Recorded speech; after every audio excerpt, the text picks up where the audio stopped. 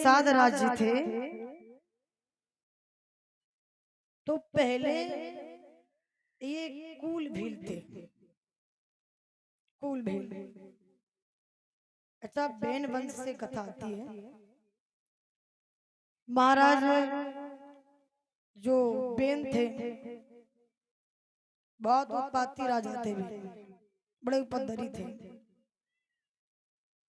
तो उनको सबको संतों को परेशान किया करते, सबको दंड देते थे। बेन की मृत्यु हो गई थी। जब बेन की मृत्यु हुई तो वंश ही समाप्त, बोला तो वंश ही खत्म। वंश खत्म हो गया सो बोले क्या किया जाए। बोले वंश तो अब रहा नहीं, बोले मंथन करो। उनके शरीर का मंथन किया गया तो उनकी जंघा से एक नाटा व्यक्ति प्रकट हुआ, काला काला। वो व्यक्ति प्रकट हुआ और बैठ गया। निषद यानी बैठना। बैठ गया। उसने पूछा कि मेरा क्या नाम है, मैं कौन हूँ, क्या करना है। तो ऋषियों ने संतों ने कहा कि तुम निषद यानी बैठ गए, इसलिए तुम्हारा जो नाम होगा वो निषाद राज होगा और तुम्हें यहाँ से चल के अब आगे की रचना करना है। तो निषाद ने कहा ठीक है।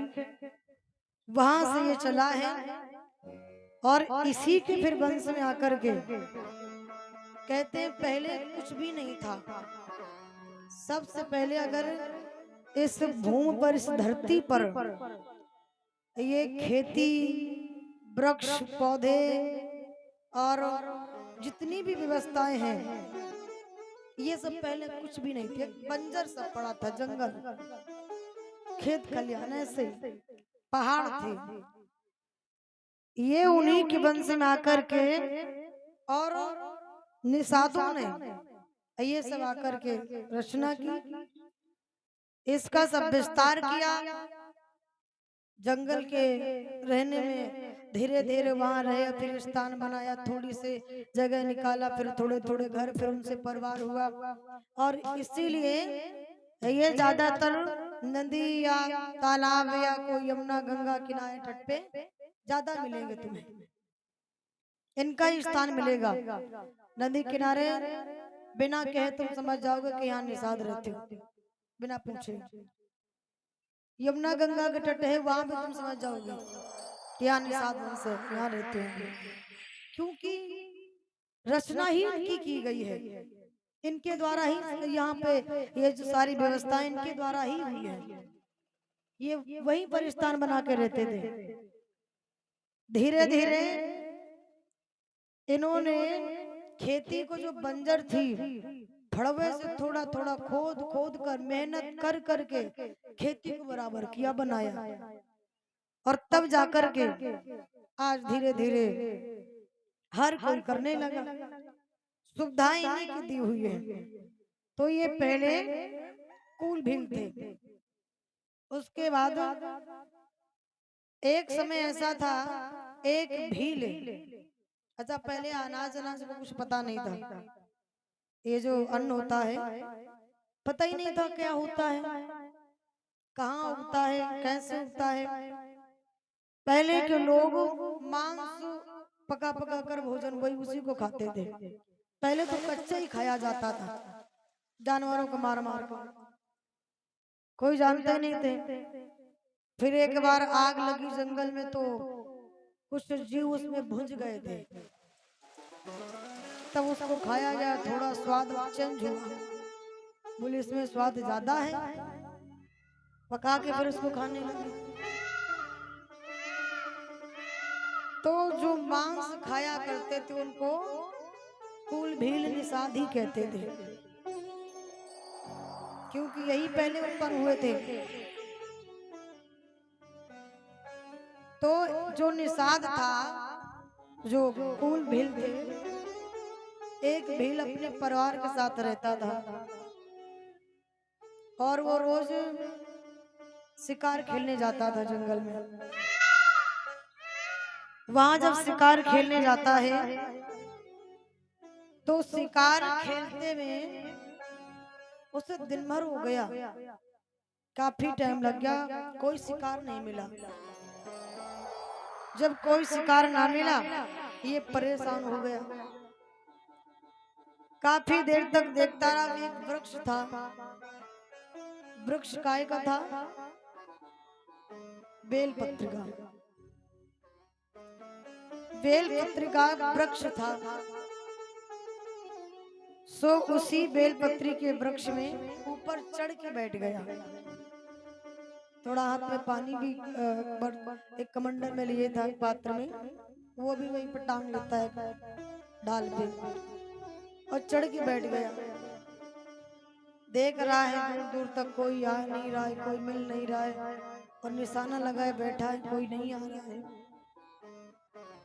देखते देखते एक हिरन आया।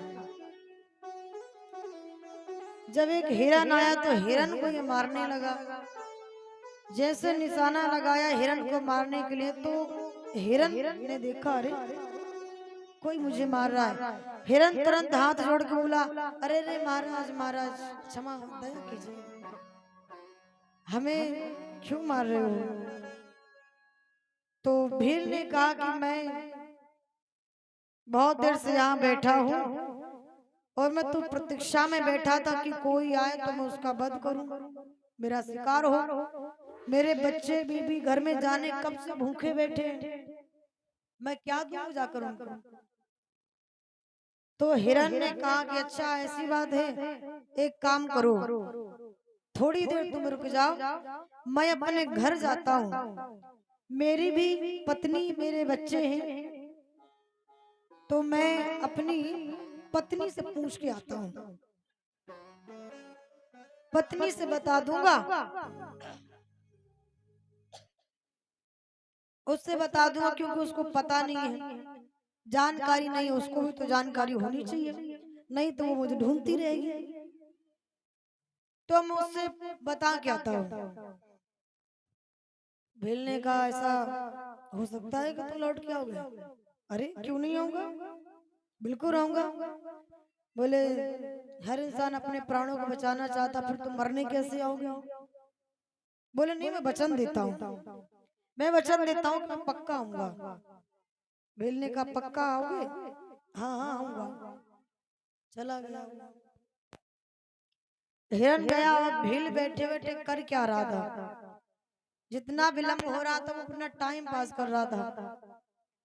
तो जो बेल पत्र का जो वृक्ष था, तो बेल पत्री पत्ते तोड़ तोड़ नीचे फेंकता जा रहा था, जैसे कोई बैठे टाइम पास करता है, कोई तिनका हाथ में ले लेता है और वो ऐसे ऐसे फेंकता रहता है, बस वो ऐसे कर रहा था।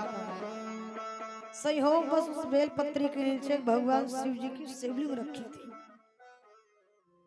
और वो पत्तों में ढकी थी, पत्तों में दिख नहीं रही थी, वो रखी थी।